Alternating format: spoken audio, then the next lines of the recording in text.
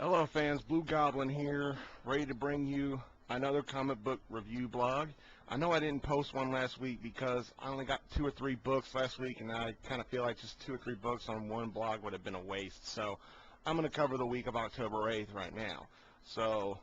And this is going to be in 2 parts. So this is part 1, and later on part 2 will follow. So part 1 we're going to look at first. We're going to look at the Amazing Spider-Man Family number 2. Now, this series is interesting to read. It's well done enough.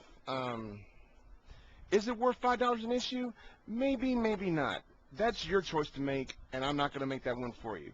I spent the $5 on this issue, and I'm going to live with that.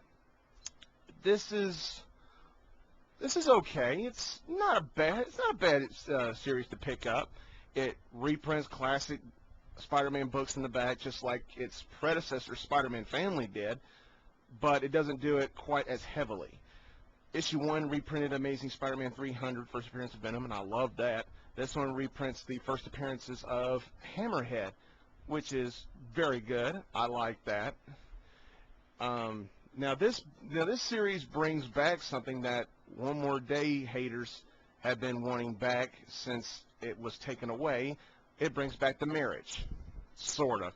It has a story called Mr. and Mrs. Spider-Man where it's set in MC2. Peter and Mary Jane Watson are still married, and they're raising Mayday Parker as a baby. So it kind of gives you a prequel story of how Mayday was raised to become Spider-Girl, which is interesting. I'll stick with it. Who knows? Maybe it'll end up being awesome.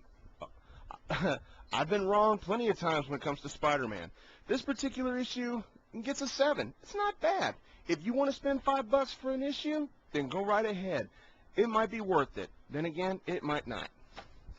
Let's stick in the Spider-Man universe right now. We got Spider-Man Loves Mary Jane number 3. Terry Moore, what the hell is your problem? This is a series that's supposed to revitalize the popularity of everybody's favorite redhead, Mary Jane. But it's still doing absolutely nothing. All I got out of this issue was a thunderstorm breaks out, Flash Thompson still being an ass toward Peter, wants to beat him up for giving Liz study dates. Don't get it. Well, of course I get that because Flash is a prick. But, other than that, all I got was Mary Jane and Peter get sick when they go out in the rain, and this is just bland, really bland. It's average. I give it a 5. If you're a big fan of Spider-Man Loves Mary Jane ever since the days of Sean McKeever, then go ahead and pick it up. If not, steer clear. You probably won't need it. Average. Let's go over to Secret Invasion, shall we? We got Secret Invasion Inhumans number 3. Yes, here we go. I've always been a big fan of the Inhumans, and this is a mini-series that I've personally devoted my time to. This continues to be good. This was just as good as issue 1, just as good as issue 2. I love where they're going with this series. I'm kind of peeved at the fact that it might have been spoiled since they're already advertising the War of Kings that's coming in December, where the Inhumans are supposed to fight the Shi'ar Empire. It kind of gives away a little bit of the ending, but we've been fooled before. At least I have. This is a series I highly recommend for anybody who's an Inhumans fan. This particular issue gets an 8. It's awesome. Very, very good. Love it. Now let's jump over to DC. We got Nightwing number 149. I've always been a fan of Nightwing. I loved it when Dick Grayson decided to quit being Robin and develop his own character and move out on his own. I respect that. This is really good. I followed Nightwing when he started doing the new Teen Titans, and then it became New Titans, and now it's just Titans. I follow Nightwing on that. I was a fan of him when he was Robin, but granted, I loved it when he ditched the pixie-like Robin outfit with the green panties and the elf shoes. I was glad he got rid of that because I've always hated that look.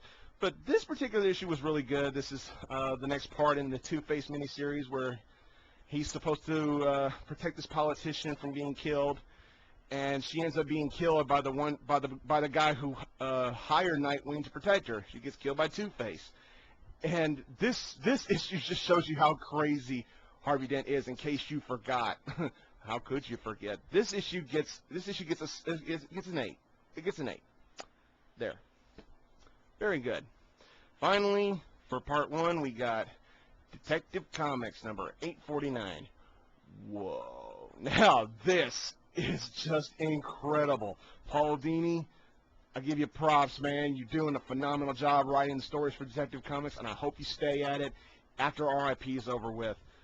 The Heart of Hush miniseries is getting better and better and better as the books go along. I am so into where they're going with this. This particular issue at the end made me feel like, okay, so maybe Detective Comics is part 1, is the first half of RIP, and Batman, that's being currently done by Grant Morrison, is the second half of RIP. It made me feel that you have to read Detective and then read Batman to fully understand RIP. That's what I got from it. The cliffhanger at the end of this issue was just incredible. Well done. Is Hush going to replace Batman? Is Batman going to remain incapacitated throughout this whole ordeal? Will Catwoman die? I just love that classic cliffhanger-like environment, don't you?